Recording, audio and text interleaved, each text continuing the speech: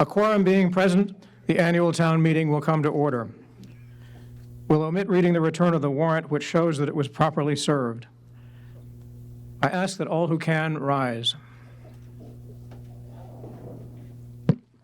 Father Paul Flamia of Sacred Heart Church will give the invocation, and I ask that you remain standing after the invocation to recite the Pledge of Allegiance.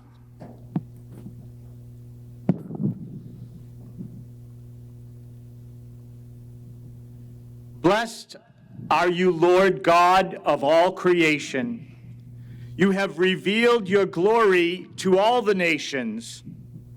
God of power and might, wisdom and justice. Through you, authority is rightly administered. Laws are enacted, and judgment is decreed. Assist your servants in their deliberations. Gift us with your support of counsel and fortitude, that our work may be conducted in righteousness and useful to the people of Manchester by the Sea. We pray for our President, the Congress, the Governor of the Commonwealth, for the members of the Great and General Court, for judges, and our local civil officials, and for all who are entrusted to safeguard our welfare. May they be enabled by your power and your protection to discharge their duties with honesty and ability. Blessed are you who have brought us here this day, so that together we may work in harmony and in peace. Strengthen us with your grace and wisdom, that we may be blessed in the knowledge and in the sacrifice, in the observance of your holy law. And after enjoying all of life's blessings, be admitted to that life which is eternal. We pray to you who are Lord, God, forever and ever. Amen.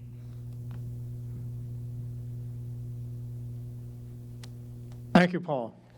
I pledge allegiance to the flag of the United States of America and to the republic for which it stands, one nation, under God, indivisible, with liberty and justice for all.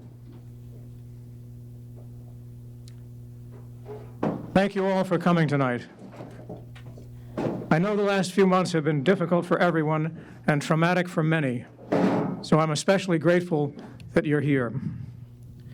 It's at times like this that residents of Manchester show what a vital community this is, not by attending town meeting, but by caring for each other. I ask that all who can rise in honor of those who have lost their lives to the pandemic, in sympathy with their survivors, and in gratitude and respect for healthcare workers, public safety personnel, and all those frontline people who provide essential services we depend on.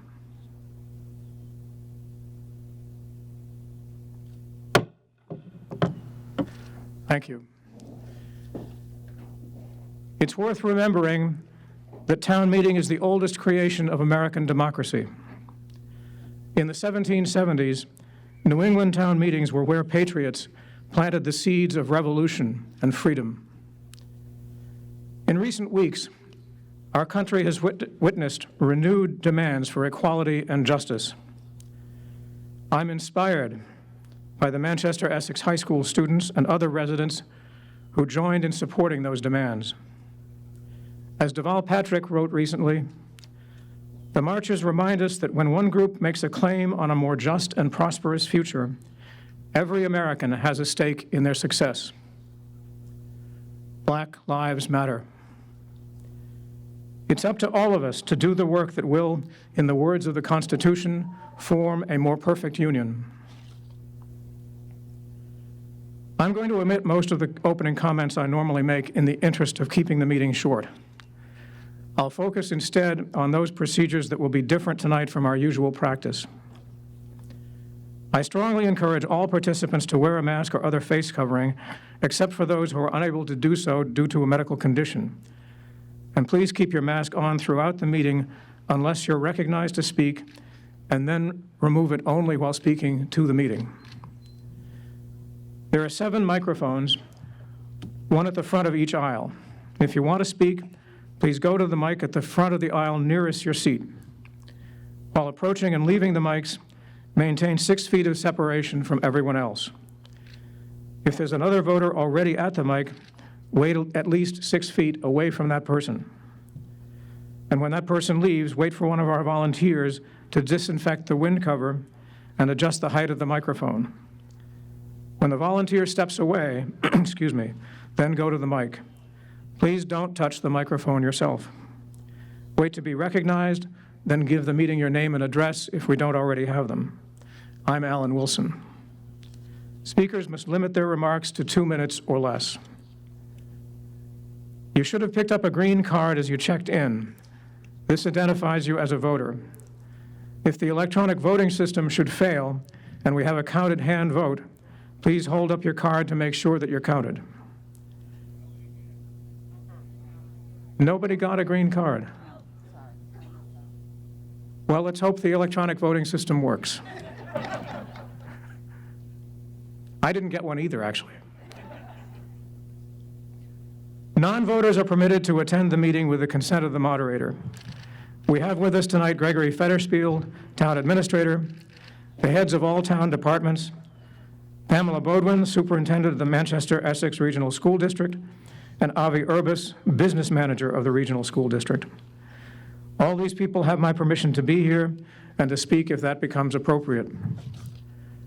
Michelle Randazzo, Town Counsel with KP Law, is available by phone if needed. It's unlawful to smoke on school grounds. I ask that you turn off or mute cell phones and other electronic devices. The meeting is being videotaped and is also being recorded. I want to thank the following residents who are serving as volunteers tonight. Registrar of Voters Eileen Buckley, and assisting the registrar in checking in voters and serving as tellers, Sally Curry, Tiffany Marletta, Cheryl Marshall, Sonia Nathan, Kathy Ryan, Allison Anholt White, Laura Wright, and Patricia Wright. And videotaping the meeting, Tyler Erdman. Many residents helped assemble the packages of materials for this meeting that were distributed to every household, and I'm grateful to all of them. In addition, Sierra Miller, Claire O'Brien, Jackson Strout, Nathaniel Bradstreet, Marisa Bradstreet, and Whitney Hammond delivered the packages all over town. And Tom Kehoe coordinated the distribution effort. Thank you all for serving the town. I extend special thanks to the Manchester Board of Health, and especially to board member Dr. Deborah Bradley. Deb has given unstintingly of her time and expertise to help prepare for this meeting and make sure that it's as safe as possible for all participants. The full board reviewed and endorsed the public health protocol that I developed. And last but by no means least, I want to recognize Town Clerk Christina St. Pierre. One of the town clerk's myriad responsibilities is managing the logistics of town meeting. As you can imagine, that has been more challenging than usual this year, but Christina has done it seamlessly. I now recognize Eli Bowling, the Chair of the Board of Selectmen.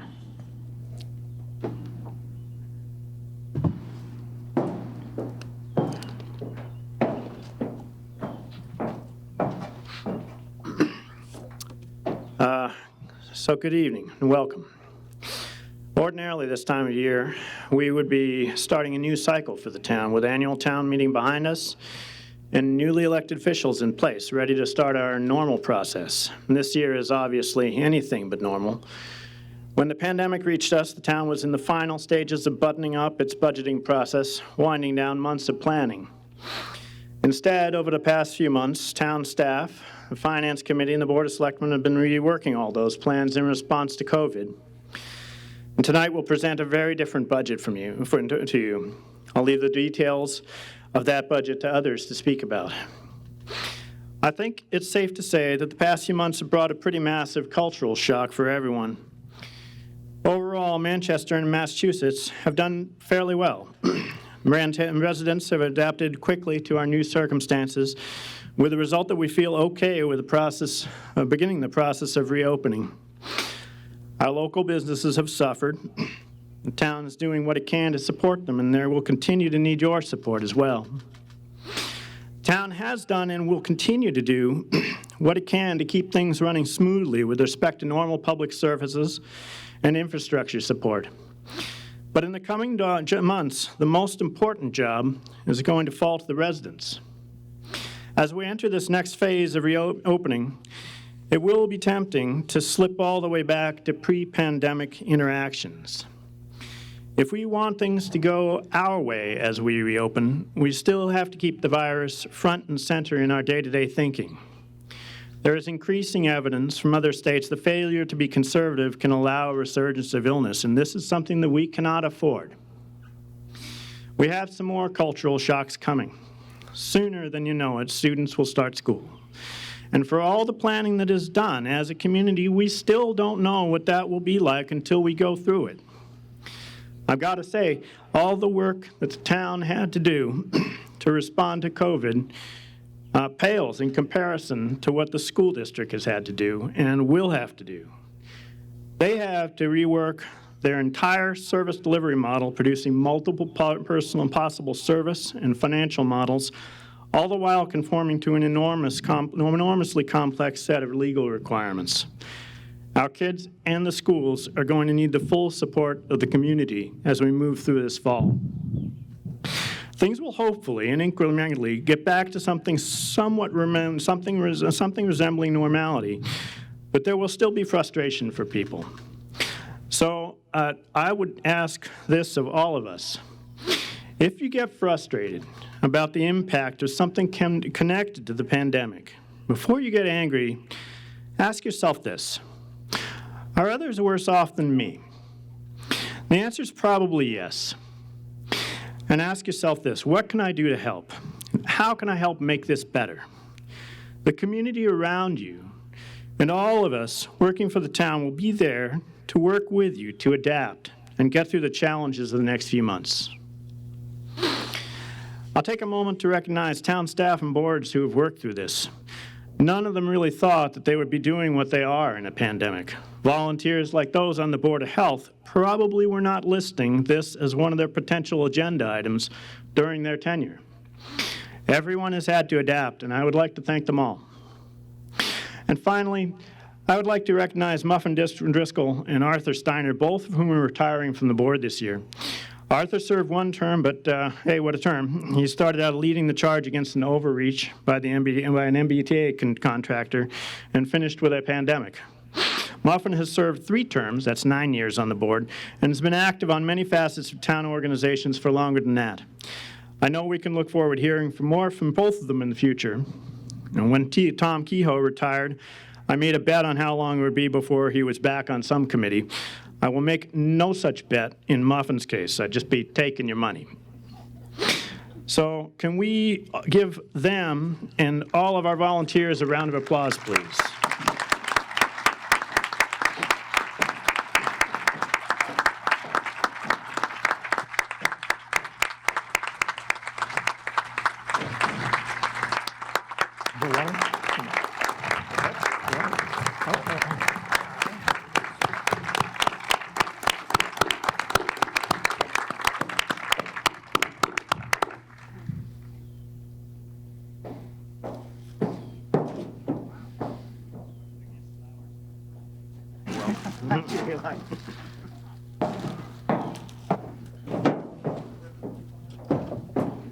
Thank you, Eli. In general, the best way to follow the progress of the meeting is with the annual report of the Finance Committee. That contains all of the warrant articles and the recommendations of the Selectmen and the Finance Committee both. But for this meeting, there is a package captioned Supplemental Materials. And this includes several of the motions we'll be voting on, as well as background materials on some of the articles. So it will be important to have that at hand as we proceed. They were in the packages delivered to every household, and I hope that unlike the green cards, they were available when you checked in. We'll be voting electronically at this meeting. You should have received a keypad like this when you checked in, and we're going to use those for all votes. When the voting period for each motion opens, the bright lights behind me will go on, but eventually they will go off.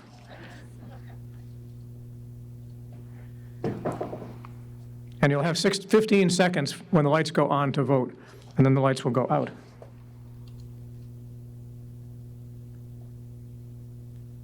Looking good so far. Press 1 to vote yes or 2 to vote no on the motion under consideration. If you change your mind, just press the other button. Or if you want to abstain, don't press any button. Or if you've already recorded a yes or no, press 3, and that will clear the previous choice. The handsets are in sleep mode until a button is pressed, so the screen will be blank until you vote. After you vote, the LED in the upper right corner will show green, indicating that your vote was received, and the screen will display 1A for yes, 2B for no, or 3C for abstain, and the device then goes back to sleep. Now, we tested the system a couple of weeks ago, and we tested it again this afternoon, and both of those times it worked, so my fingers are crossed. The handsets have all been sanitized and they've also been tested, so it's very unlikely that any will fail. But if you don't see the appropriate display after voting, or you experience any other problem, you can go to the electronic voting help desk, and Bion Pike will give you another handset. We'll conduct a test vote to make sure everyone is comfortable with the system. Question: should the Red Sox have traded Mookie Betts? When the lights go on, voting time is open, and you'll have 15 seconds. Please press 1 for yes or 2 for no.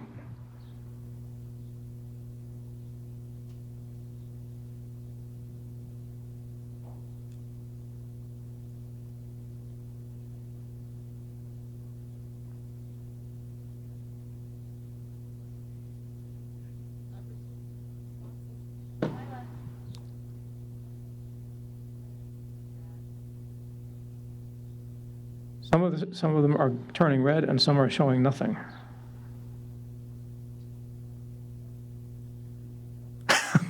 Must have been the question, was the comment. Well,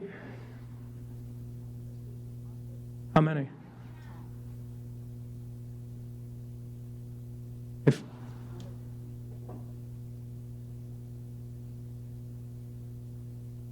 Well, it seems that only 13 responses have been received.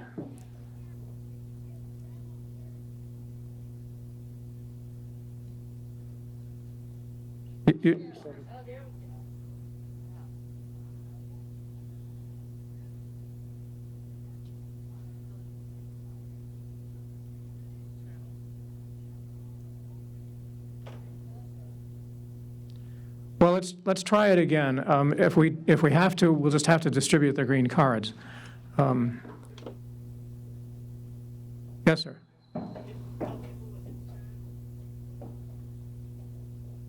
That shouldn't be necessary.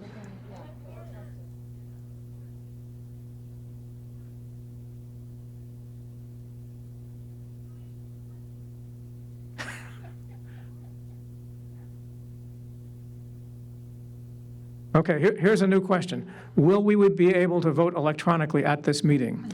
Press 1 for yes and 2 for no. No, mine is showing red.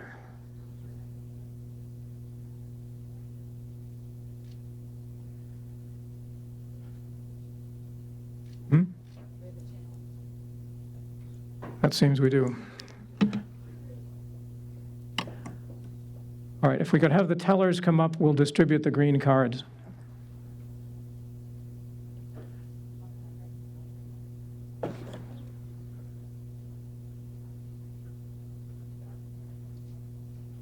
That's the only difference. I think we have enough tellers to do it pretty efficiently, but thank you very much. If we're short, I'll remember.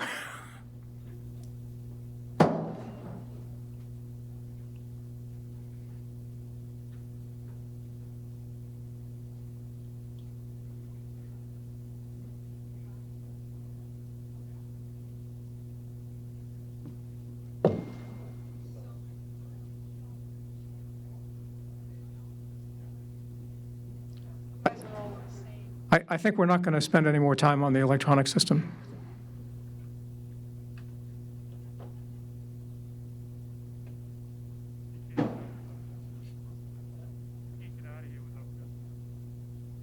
This is really unfortunate.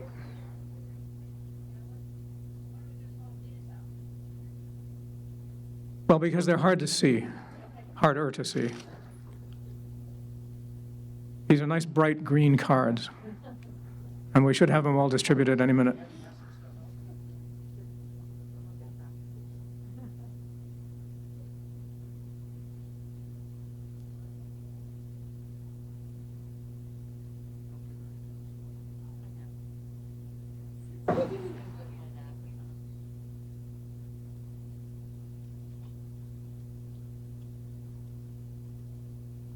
Well, while we're distributing the cards, I'll finish up my opening comments.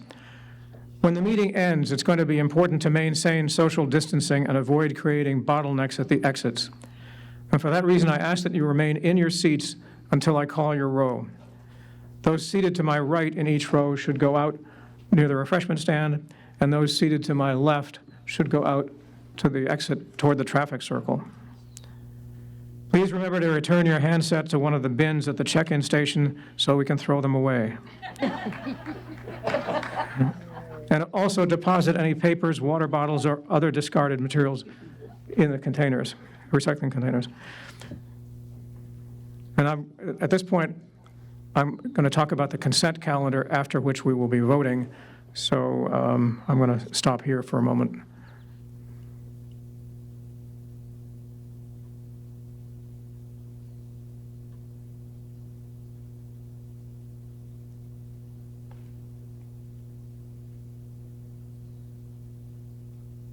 Is there anyone who does not have a green card?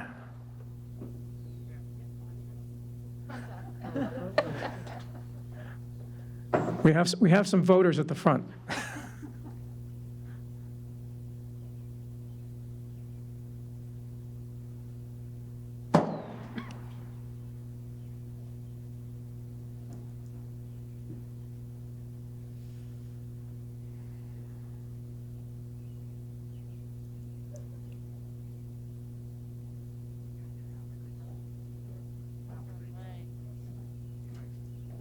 We didn't test those clickers in the fog. Maybe that's the problem.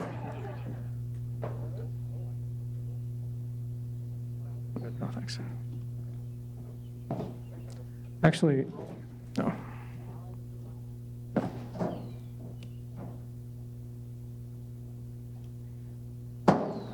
Does everybody have a green card? Anybody not have a green card? Okay. Thank you for your patience. We're going to use a consent calendar this evening to deal with 5 warrant articles. Article 2, Section 18 of the town's general bylaw authorizes the moderator to publish a consent calendar consisting of those warrant articles that in the moderator's judgment are non-controversial. On May 30th, I published a consent calendar containing Articles 1, 2, 9, 10, and 11. It's at page 1 in the supplemental materials.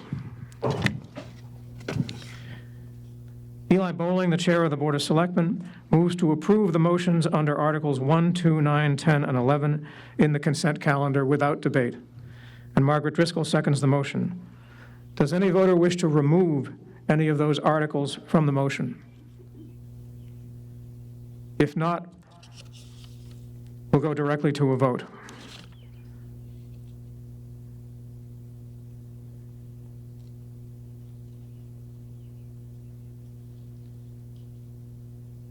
While I wouldn't tell anyone how to vote, bear in mind that unless this vote is unanimous, we have to take up each of those 5 articles individually. If you're in favor of Mr. Bowling's motion, please hold up the card. If you're opposed, please hold up the card. It's a unanimous vote. I so declare it.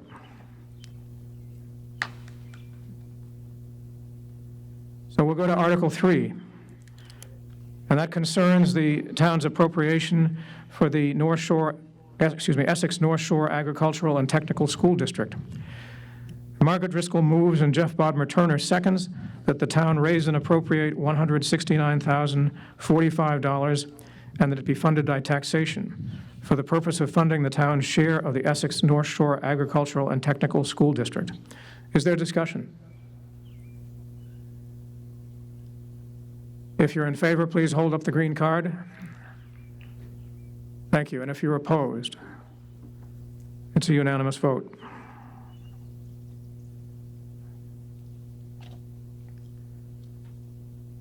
Article 4 is the town's operating budget. It includes the recommendations of the Finance Committee and the Board of Selectmen.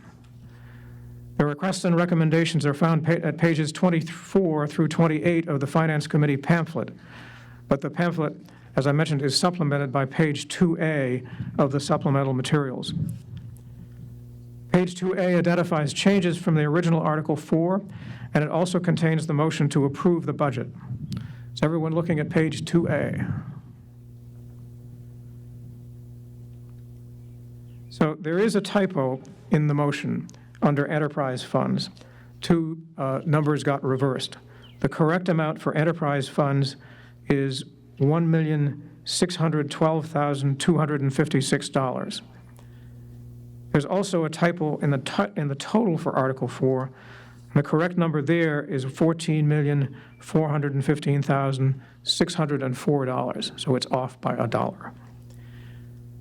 Eli Bowling makes the motion stated on page 2A, except that the amount to be appropriated for enterprise funds is $1,612,256, and the total is $14,415,604.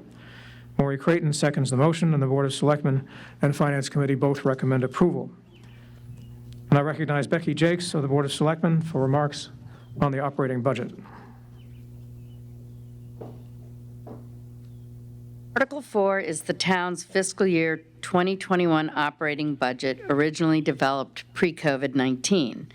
Though the Board of Selectmen and Finance Committee always strive to balance services and fiscal caution, due to the COVID virus, we felt strongly compelled to develop a Plan B. The goal of Plan B was to not increase the town's tax rate. With this, our focus, the Board of Selectmen and Finance Committee met numerous times separately and jointly to attain this end result of no tax rate increase for fiscal 2021. Thank you, Becky. And I recognize Maury Creighton for comments on behalf of the Finance Committee.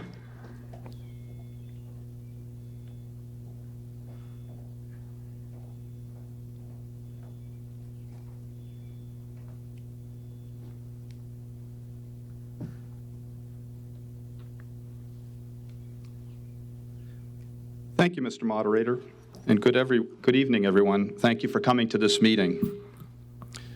This Finance Committee booklet is a useful resource in detailing the town's finances. Let me open by saying that the town of Manchester is in good financial shape. Our comments this year are different and come in two parts. Part one highlights the core operating budget, typically built around a 2% to 2.5% tax increase and completed and sent to press in early March. And Part 2 outlines a supplemental budget of selected modifications we feel adapts to our current and anticipated economic climate. Let's begin Part 1. Last year's fiscal 2019 budget performed better than expected, and this year's fiscal 2020 budget, ending in a week on June 30th, is looking okay. Estimated revenues and receipts are coming in, and town employees are doing an excellent job in controlling costs in these difficult times. Capital investments are being made to repair our aging infrastructure, facilities, and address the long-term capital needs of the town with a successful ongoing effort to reduce long-term debt.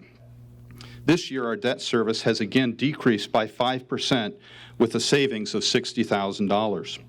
We're meeting obligations to town employees, and we're maintaining a AAA bond rating, which is reserved for towns and municipalities that are well-managed and financially sound. As you may recall, the Finance Committee works with several guidelines that shape the development of the proposed budget and the recommendations, and these are listed in the finance booklet. This meeting, we will be asking you to consider and approve budgets and total spending of approximately $36.5 million. These budgets have been reviewed by the Finance Committee over the course of many meetings with staff members, the school district, outside consultants, and the Board of Selectmen. As we have said before, it's all about making difficult choices. Now, part 2. In late March, we launched into developing a supplemental fiscal 21 budget with modifications to maintain a flat 0% tax rate for this year. We feel that this is a critical step given the financial pressures placed upon many residents in these challenging times. We also anticipate a reduction in town receipts and revenues. Eliminating a tax rate increase calls for an $840,000 reduction in spending. The sources for these reductions are detailed in the pamphlet that you have all received and include a $190,000 reduction in the operating budget and a $650,000 reduction in capital spending. These reductions in operations and capital should not be overly detrimental to the town this coming year and can hopefully be included in the next budgeted plan a year from now. It is worth noting that the school district comprises approximately 50% of the overall budget. And given the financial pressures that they are currently facing with potential reductions in state and federal aid, we recommend maintaining the original budget increase that the school committee has requested this year. With this budget, we intend to finish the fiscal 2021 year with a fund balance of approximately $4.2 million. This fund balance represents approximately 11.5% of our proposed operating budget and is within our recommended target range of 10 to 12% for reserves. Looking forward, we all have questions and concerns about the year ahead. In summary, your town is in good financial shape. This proposed budget is well constructed. It's based on the best information available, and Manchester is well run throughout the year. If needed, adjustments can be made along the way, and we are confident with this fiscal 21 budget and ask for your support. Thank you very much. Thank you, Maury.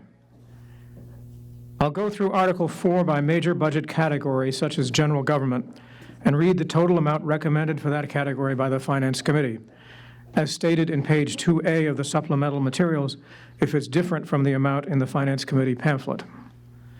If any voter wants to ask a question or change the Finance Committee's recommendation on any line item within that category, please call out hold, and we'll stop and identify the item number. If any voter wishes to change the Finance Committee's recommended amount on any line item, we'll take those changes as amendments to the main motion and vote on each one separately. When we've finished all the holds, we'll then vote on the main motion as amended if there are any changes. Until we've finished all action on Article 4, reconsideration of an individual item will not require the 2/3 vote ordinarily applicable. So now the categories. General government, 33% of Article 4, items 1 through 31. The total amount recommended for general government is $4,647,168. Are there any holds under general government? Public safety, 24% of Article 4, items 32 through 48. Total recommended for public safety, $3,540,942. Are there any holds under public safety?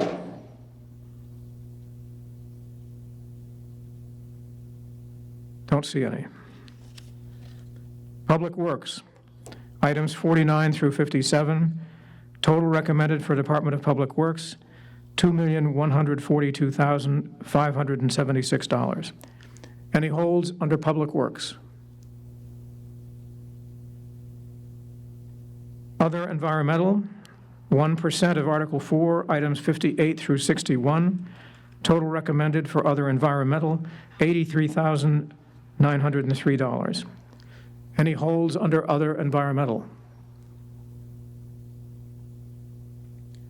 Human Services, 2% of Article 4, items 62 through 67, total recommended $352,213. Any holds under Human Services? Library, 3% of Article 4, items 68 and 69. Total recommended $501,232. Any holds under library? Recreation, 3% of Article 4, items 70 through 79. Total recommended for recreation, $360,512. Any holds? Debt service, 8% of Article 4, total recommended $1,174,802. Does anyone want to hold debt service? Enterprise funds, 11% of Article 4, items 81 through 85, total recommended $1,612,256. Any holds on enterprise funds?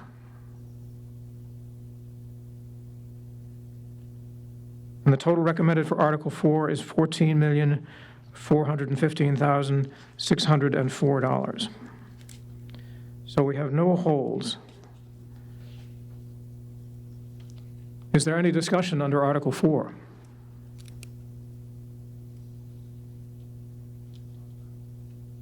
Then we'll vote on Mr. Bowling's motion. Oh, sorry, did I miss somebody? Yes.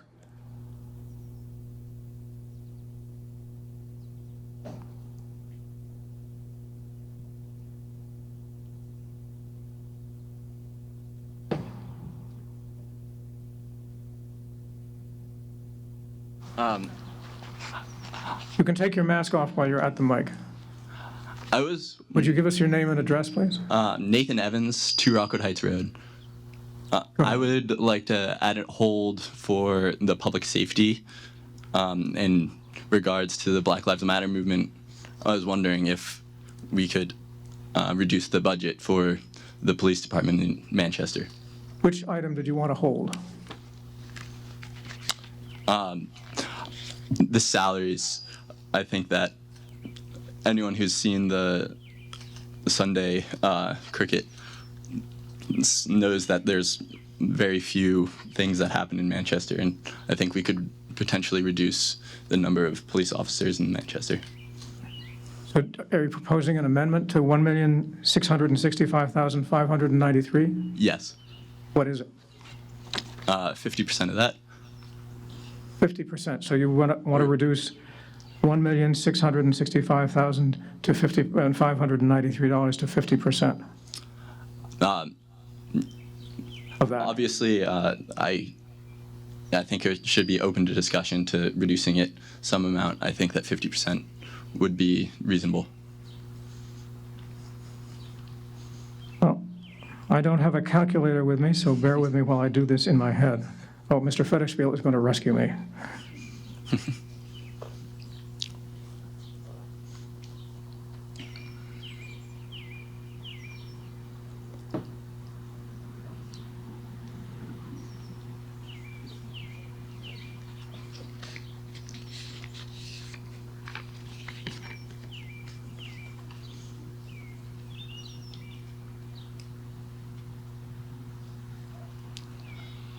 Okay, so 50% of the recommended number would be $832,796.50.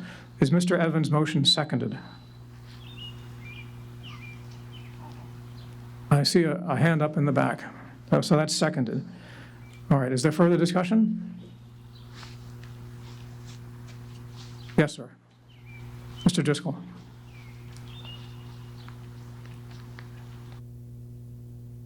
Driscoll, Bridge Street. I don't think everybody could hear you. Stephen Driscoll, Bridge Street.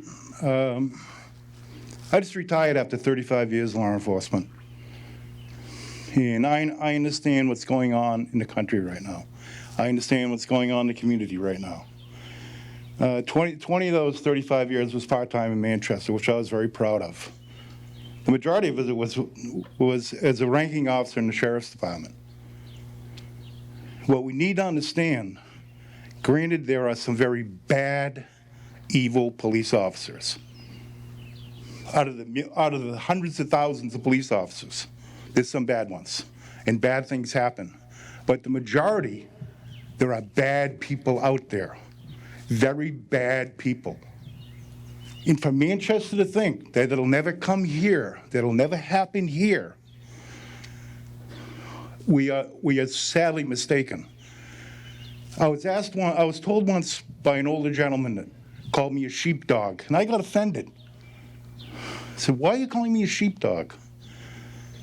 Because we protect, not me anymore, I'm retired, because we protect the flock against the wolves, against the evil, we are the flock. These gentlemen are our protectors. And I understand I grew up in a culturally diverse city. I worked on a culturally diverse department, and I also worked in Manchester. Reduce the budget, increase the budget. Teach these professionals, these gentlemen, these ladies, teach these people diversity. Because it is Manchester, we may not know a whole lot about it. Teach them language, teach them empowerment. Reducing it would not work. That's punishing these people for something that they're trying their best to do, is to protect us. We got to work together. And I understand your point, the Black Lives Matter. So do homeless lives matter. So do sick children's lives matter. So do the lonely matter. But reducing a police officer's budget, the job's hard enough. They're not paid a whole lot of money. That's all. Thank you, Mr. Driscoll. Further discussion?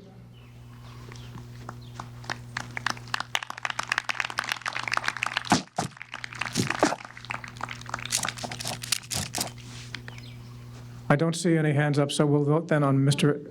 Oh, sorry.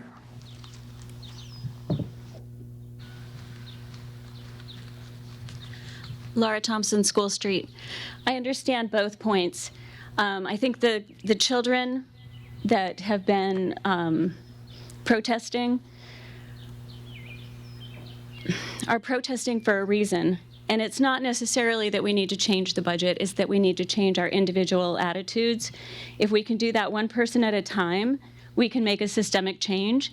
I don't think today is the day to change the budget for our police department, but I think that anybody who's interested in doing that, the young man who just stood up and recommended this to begin with, should coalesce all of his friends and other young people to come to meetings throughout the course of the year.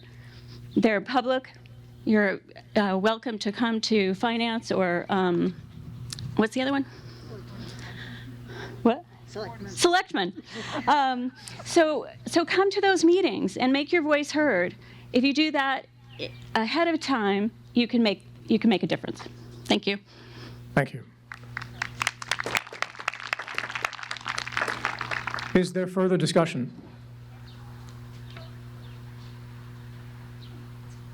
Is the meeting ready to vote on Mr. Evans's amendment to reduce the police salaries line item 32, to $832,796.50? If you're in favor of that amendment, please raise your right hand with the green card in it. See, 1, 2, 3, 4, 5, and 6. And if you're opposed, Mr. Evans's amendment does not prevail. So we'll then vote on Mr. Bowling's original motion. If you're in favor of that, please hold up the green card. Thank you. And if you're opposed, I have no doubt the motion prevails.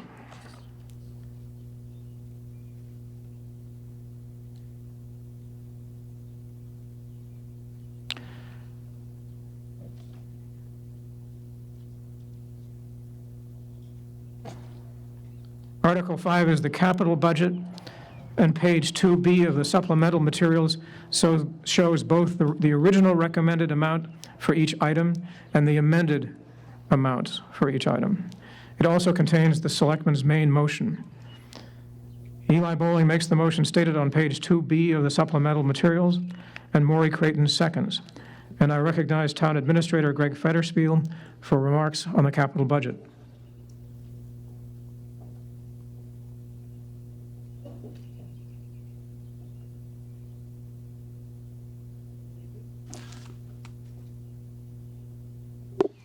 Yes, yes, okay. Good evening. I'm happy to be with you this evening as the fall grows in. It's keeping us cool, so that's a good thing. So capital budget, every year we are striving to spend in the $3 million range in order to catch up on our capital needs, infrastructure, from roads to pipes to equipment. The list contained here is 26 items. It was reduced as part of the Plan B effort. Some $650,000 was removed from this original budget. Not that those items are not important, but again, in trying to trim the budget and to come in at a 0% increase, we did defer a number of projects. We will need to pick up those projects down the road, but we felt in reviewing the list that we could defer the items that are listed and move forward with still a credible budget. This capital budget here, Article 5, has a total of $2,123,100. In Article 6, we will also be asking your approval for a capital exclusion vote for another $725,000, and that is also for capital. And I can explain that when we get to Article 6. But again, this list of capital items enables us to continue the more aggressive effort we have been undertaking for the past 7 years on our capital as we try to catch up to a lot of deferred capital projects. Just one incident, I can remember when my first couple of years here, we were doing a major water break every month. That was a lot of work and a lot of frustration to all of you when you don't have your water. I'm very happy to report that those number of breaks have declined significantly as we have put significant money into new pipes. So that's just one example of how we think we are making good progress on the capital improvements around town and providing the services that you need. Thank you, Mr. Federspiel.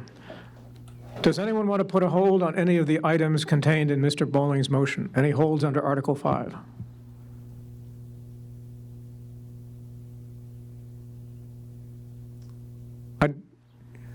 Is there? Yes, I'm sorry. It's a little hard to see with between the distances and the fog. Yes, ma'am.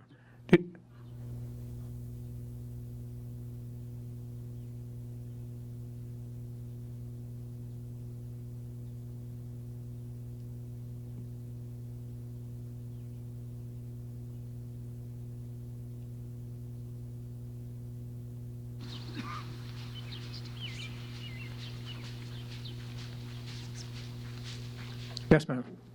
Erica Spencer, 87 Pine Street. I'm not sure if this is accurate here or at a later point, but I wanted to ask about item 12, the amount originally recommended for Sweeney Park Design and Engineering. So I'm just not sure procedurally if we wanted to ask about reinstating the original amount, if that hold needs to be placed now, since under the amended recommendation, the amount is now removed. Yes, the hold does need to be placed now, and you've done it. Thank you. Okay, so why don't we do this? Rather than walk back and then come back up again, if you want to propose amending Mr. Bowling's motion, this would be a good time to do it.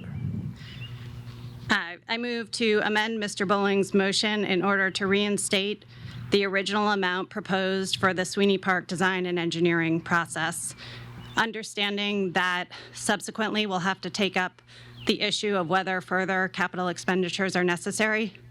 I think it's still worthy of a design process now. Thank you. Is that amendment seconded? It's seconded. Is there further discussion? I'm going to recognize Greg Fetterspiel to discuss that item. So this item was voted to be removed by the Finance Committee and the Selectmen Committee in consultation with the Community Preservation Committee. And I bring up Community Preservation Committee because this effort to fund the design was split between the town capital, which you see here in Article 5, and then also in Article 8. In Article 8, you see an additional $50,000 that is originally proposed and was initially approved by the Community Preservation Committee to recommend your approval. But since COVID hit, the CPC voted to recommend not going forward with their share of the design project. So the total design effort is estimated to cost $105,000. And so you see here $55,000 for that, and then there is the $50,000 in the community preservation. So you'll have to debate that second part. If you want to just propose 55 here, then we would need that additional $50,000 in order to go forward with the design effort in Article 8, which is the community preservation project. Going forward, so the design effort is aimed at creating a new turf field at Sweeney. The total cost for that project is in a range of $1.2 to $1.5 million. So both the Finance Committee and the Select Board, as well as the CPC, felt that in the new economic climate that we are faced, that having a large $1.5 million project probably needs to be deferred. Not that it's not needed and not that it eventually probably is something that will get a lot of attention, but the timing seemed to be off, and that was why that is recommended to be deferred for now. Thank you, Mr. Fetterspiel. Further discussion on item 12? Well, if you're in favor of the amendment to restore $55,000 to item 12, please raise your right hand if you're in favor with a card in it. And if you're opposed, I have no doubt that the amendment does not prevail. So we'll then vote on Mr. Bowling's original motion, which would be the items listed in the amended recommended column, including 0 for item 12. If you're in favor of that motion, please raise your hand with a card in it. Thank you. And if you're opposed, it's a unanimous vote. I so declare it.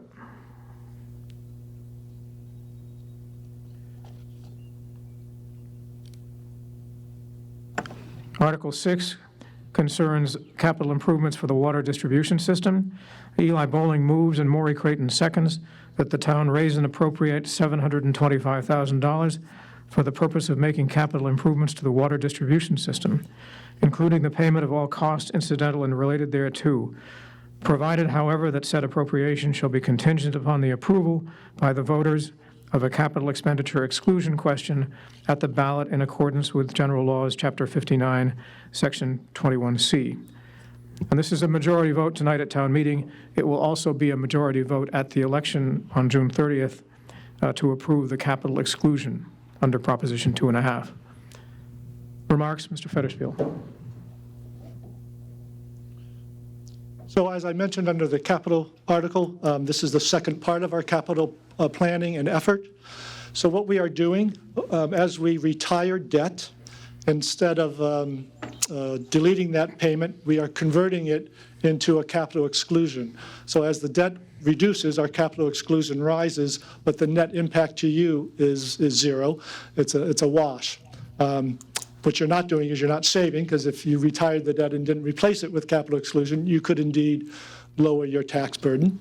But this is a way to pay for our capital needs on a cash basis rather than rely on borrowings. So we are saving the interest payments when we do have to borrow. So we've been able to increase the capital exclusions year to year. This is our 4th year doing a capital exclusion. You've been supportive of this effort in the past. and it allows us to do larger projects. We see it capping out at about $1 million. So in a couple more years, we will retire a little more debt, and then we would have the ability to do $1 million capital exclusion on a year-to-year basis to help us with our capital needs. This particular request is to expand our water pipe replacement efforts. Next on the priority list is the water main along Boardman Avenue and Harbor Street. So these dollars will be put towards replacing that very old and decrepit line. Thank you, Mr. Federspiel. Is there further discussion? Meeting ready to vote? If you're in favor, please raise your hand with the card in it. Thank you. And if you're opposed? It's a unanimous vote. I so declare it.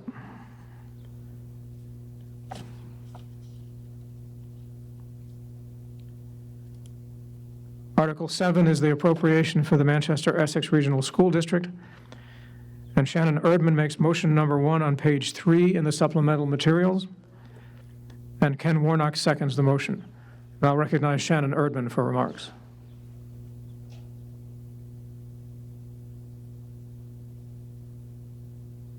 I don't think it's working. Oh, We have her mic on? it does work. Good thing I put this in a plastic sleeve because it's getting wet. Thank you, Mr. Moderator. Good evening, fellow board members and fellow residents. As many of you may know, we begin our budget process a full year in advance of every school year, and we do so in full collaboration with our member towns. This budget began no differently. However, the end result was vastly different. In February, the school district approved a level services budget of $27 million, which was created collaboratively with our member towns to show a 3.8% spending increase and a 3.1% assessment. In this budget, we plan to employ the use of $250,000 of reserve funding to avoid cuts in order to meet these assessments.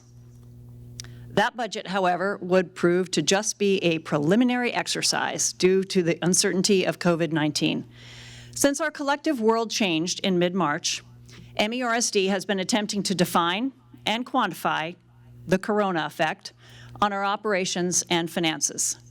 We have been meeting on a weekly basis with our town partners to ascertain the best way forward with the scarcity of information available. To that end, we have cut the February budget by another $350,000 to account for a 10% loss in state funding based on a very preliminary guesstimate from the state. Although this revised budget does not affect the assessments, let me make it very clear that this reduction will affect positions and programs as never before. In addition to cutting $350,000 from our budget, we have also created detailed plans for further cuts if necessary. Unfortunately, we do not expect to receive any detailed workable guidance from the state until mid-August. If at that time projections improve or we receive some sort of stimulus and our two towns require it, MERSD is prepared to work with our member towns to further reduce our budget in order to respond to the revenue shortfalls. As you have heard from all the other town boards, we are all trying to project some sort of workable path in an uncertain situation with no visibility. So please be patient with us as we move forward. I would like to take a moment to recognize and thank a Manchester board member who will be retiring from the school committee, Caroline Weld, who has served for 3 terms, that's 9 years on your board. Caroline has been the driving force behind that school taking shape across the street. She has also been a stalwart champion of our kids. Her truth and her centering presence will be greatly missed, so thank you, Caroline.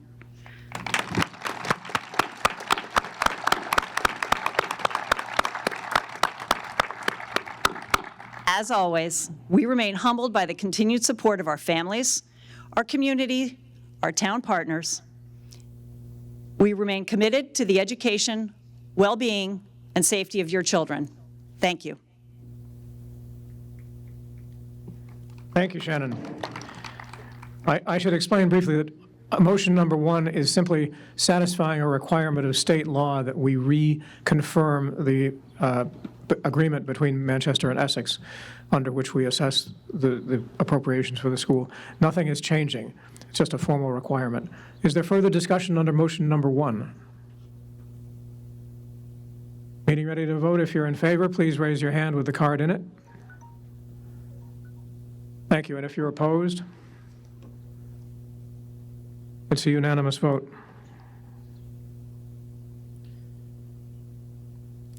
And Shannon Urban makes motion number 2 on page 3 of the supplemental materials, and Ken Warnock seconds. This is the appropriation for operations.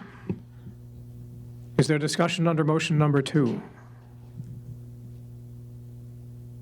If you're in favor, please raise your hand with the card in it. Thank you. And if you're opposed, please raise your hand.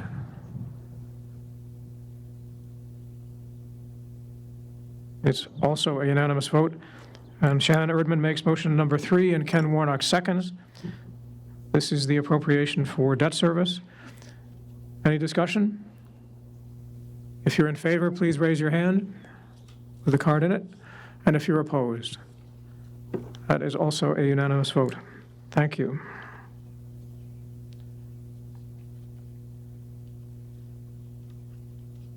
Article 8 is the appropriation under the Community Preservation Act. And Sue Thorne of the Community Preservation Committee moves, and Jack Burke seconds. The article is presented in the warrant with the following changes. Item 2 is proposed to be passed over. In other words, the appropriation for item 2 would be 0. Items 1, 5, 6, 7, and 8 are to be funded from the fiscal year 2021 estimated receipts for the purposes stated. And items 3, 4, 9, 10, and 11 are to be funded from fiscal year 2020 undesignated fund balance for the purposes stated, for a total of $374,500. Any discussion under Mrs. Thorne's motion?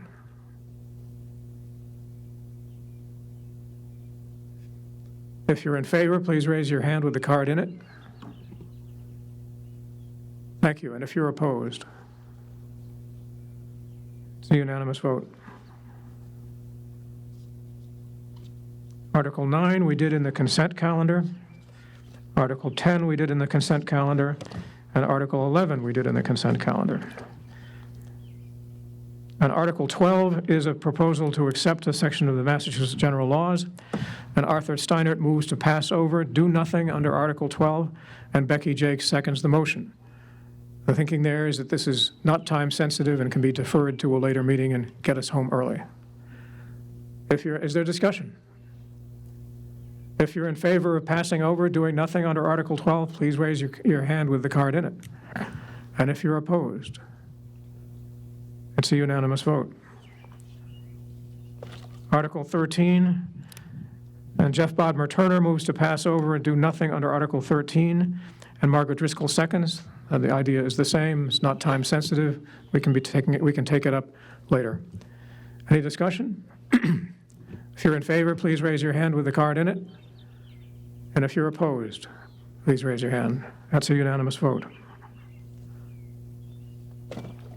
Article 14 is an acquisition of land for conservation. Steve Gang moves and Eli Bowling seconds to purchase the parcel of land known as the, quote, Christian Hill Lot, unquote, as more fully described and on the terms stated in the warrant, and to transfer the sum of $65,000 from previously approved funds for land conservation under General Laws, Chapter 44B, the Community Preservation Act, to fund the foregoing acquisition and costs incidental or related thereto.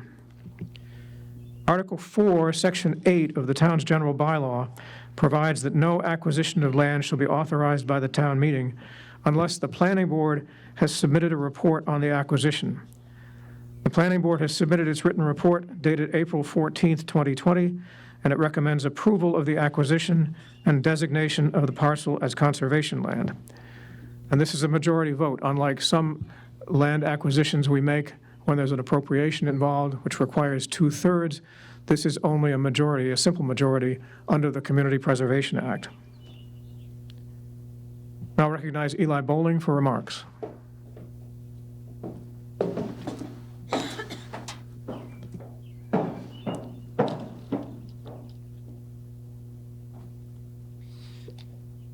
town's recently adopted master plan has three dominant themes: preservation, economic development, and diversified housing. Plan recommends that the town change course on the latter two and continue the course on preservation. Last year, the Christian Hill lot became available for purchase. The planning board reported that the land was appropriate for the proposed use then, but the finance committee and the board of selectmen had a number of unresolved questions, so it was not included in last fall's town meeting. In late fall, we put together a working group with members of the planning board, the finance committee, the board of selectmen, the conservation commission, and town staff. Over the next several months, that group met to guide development and communications of a more comprehensive approach to conservation land. Western Woods was identified as a focal point for conservation efforts, acknowledging that a limited commercial district would be a focal point area for economic development. Town staff had been working for some time to develop a detailed inventory of town properties that was distilled into a compact map to be used to inform town boards and residents. Additionally, a summary description of the parcel that we are voting on tonight and a roadmap for preservation efforts in the Western Woods were produced. Utilizing a small grant, a forest stewardship plan will be developed to make detailed recommendations for acquisition, vegetation management, wetland health, habitat management, species protection and support, education, and recreation. This plan will be developed over the next several months. With this more complete view for how conservation efforts would proceed, the finance committee and the board of selectmen now felt confident in bringing this parcel to town meeting for a vote. The planning board met again and again approved a positive recommendation in its report to town meeting. The parcel in question fills an important gap in our conservation land, allowing the town to move forward with a cohesive stewardship plan for the area. In 2015, an application was made to the CPC for $25,000 to be used for acquisition of conservation land. The CPC increased this amount to $100,000, which the voters approved at the 2015 town meeting. That money can only be used for conservation land. These are the funds that will be used for this purchase, so there will be no impact to the taxpayers to make the purchase. Thank you, Eli. And I recognize Steve Gang, the chair of the Conservation Commission. Hi, everyone. There's not a lot to add to what Eli has said, except that this is a wonderful opportunity culminating many years of effort by many leaders and citizens in this town, and also reflecting an unprecedented collaboration among the selectmen, the planning board, the finance committee, and Concom, among others. Eli stated the three big reasons for us to approve this purchase. The first is that we are protecting our watershed of Gravelly and Round Pond. The second is that we're preserving forest and some marsh that provide habitat for plants, animals, and others. And third, as we're increasingly becoming aware, this 500 acres of Western Woods provides valuable resilience for climate change. Some of you may already be aware of this, but I'm always shocked when I read the statistic that each one of our cars, every car we drive, emits on average 11,000 pounds of carbon dioxide per year. And it turns out, remarkably, that the 500 acres in the Western Woods is just about the right amount to absorb the quantity of car emissions of CO2 that come from the 2,100 households in Manchester, which is certainly not from careful planning, but it's a wonderful coincidence. And best of all, as Eli pointed out, we've already paid for this. I'd like you to think of the vote in 2015 as issuing ourselves a gift certificate, which can only be redeemed to protect open space, which is woods and marsh. It can't be used for parks or playing fields or sewers and water lines or pension funds. So I think it's time we redeemed that gift certificate. And if you haven't been out there, or you haven't been out there recently, please go walk over Christian Hill. It's a treasure, and it's a wonderful place that's completely free from ideology and politics. Thank you.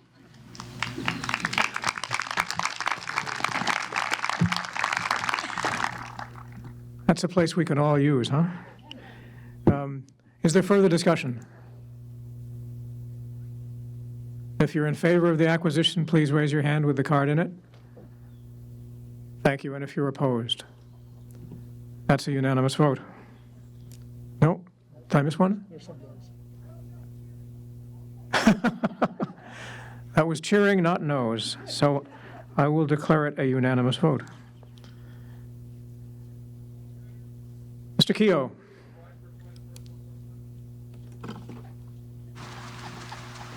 I'm not sure what that is, but go right ahead. I will say just one thing, that it's been brought to our attention so many times this evening that it's been a very different year.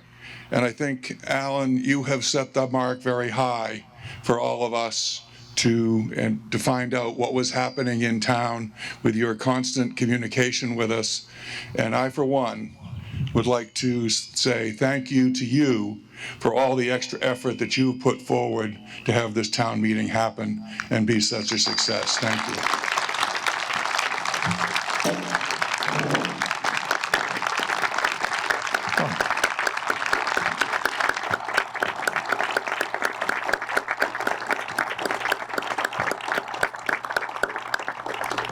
Thank you, Tom, and thank you all. I have to say, I am touched, truly, and I appreciate it.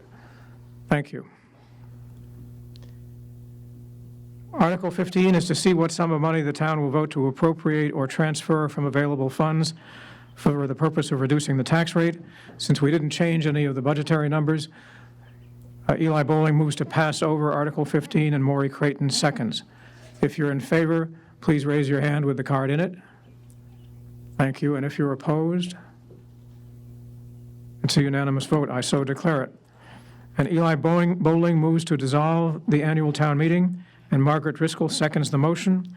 All in favor, please say aye. Aye. Opposed, no. It's a unanimous vote. I declare the annual town meeting dissolved. Thank you all for coming. Thank you.